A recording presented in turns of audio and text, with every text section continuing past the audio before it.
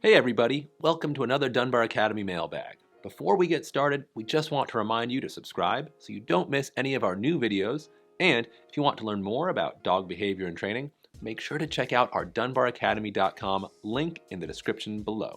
Okay, let's get started. And we have a question from Barbara.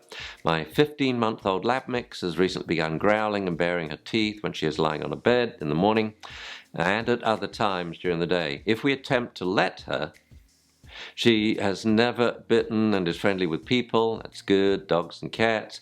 Is this something to be concerned about? How can I resolve it?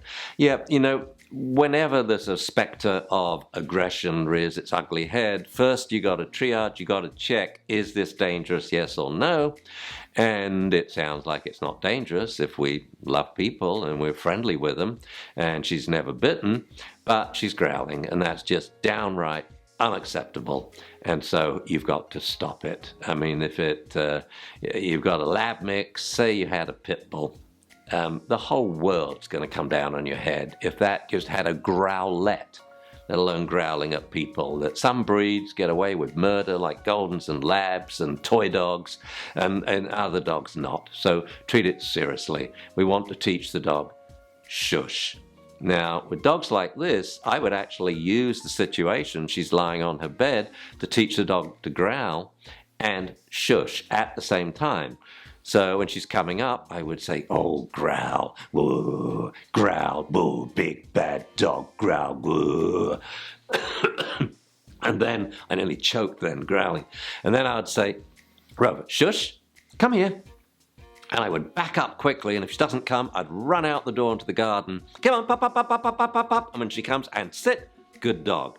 So the routine there was, I said, Rover, shush, then come here and sit. And that's usually enough to shake them out of it, sort of distract them. In time, when you repeat this, Rover growl on cue, and you growl along with it, and then shush. I need water, I'm sorry, I'm gonna die. Don't stop, I can carry on, don't stop. Okay.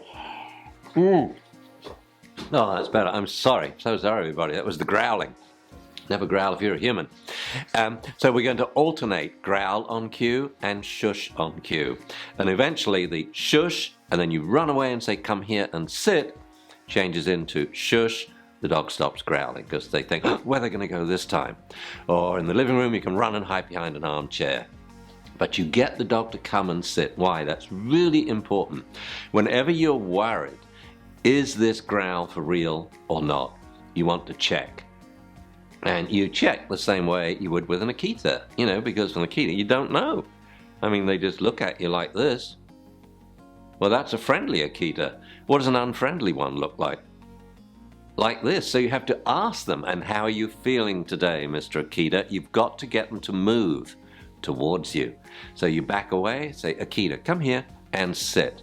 So you're going to do the same with your lab mix, because it's a test that the dog's okay and he likes you. You see, proximity is everything. And if the dog approaches you, with a jaunty wag, he's saying, I really like you. If he sits and stays in front of you, he remains close, he's saying, I really like you. So that's why we do the come and sit, not just to break the dog out of his growling and get him doing something else, but also to get the dog to display an engaging, positive, friendly behavior, to approach you and then to sit and stay close. Growling on cue, it actually has a lot of uses. I remember with my first Malamute, I taught him to, if I said the word steady, not just to growl, but to hit the end of the leash. And totally friendly dog, it was just a play growl. Malamutes are one of the breeds that growl an awful amount when they play, so it was very easy to put on cue. And we actually used it once on the street just outside this building, 2 a.m. in the morning, and someone came up and threatened my dog and said, oh yeah, big dog, eh? What's he like with a knife? Frightened the life out of me. So I said, Omaha, steady, steady, steady, steady. So the louder I shouted it, the more he hit the lead. And the guy just ran. And then I ran and went home and locked the door. So it's very useful. I used to use it when I started puppy training, and I go round to veterinarians to get them to wise up what I was doing. I was training puppies so we can train them to be friendly, because we pick up the problems when the dog is not dangerous. He's still a puppy. And to give them a wise up, I would say, oh, while I'm in the vet clinic, could you check out my dog's eye? There's something wrong with it. And they would just go up, take hold of the dog and look in his eye. I mean, stupid! You don't do that to an animal. You don't just touch an animal you don't know. And I'd stand behind them and do this. They'd say, whoa! And they'd all back off. And I said, you know, you're lucky my dog's trained. Because you could have lost your face there. You don't do that to animals. To touch an animal's an earned privilege, and you as a vet have got to earn that privilege with a lot of treats before you touch it. So there you go. I don't think the dog is aggressive, but you got to check. But most importantly, you've got to be able to control the behavior, because it is unacceptable. And the only good thing you got going for you is it's a Labrador. So many people are going to, oh yeah, it's just a Labrador.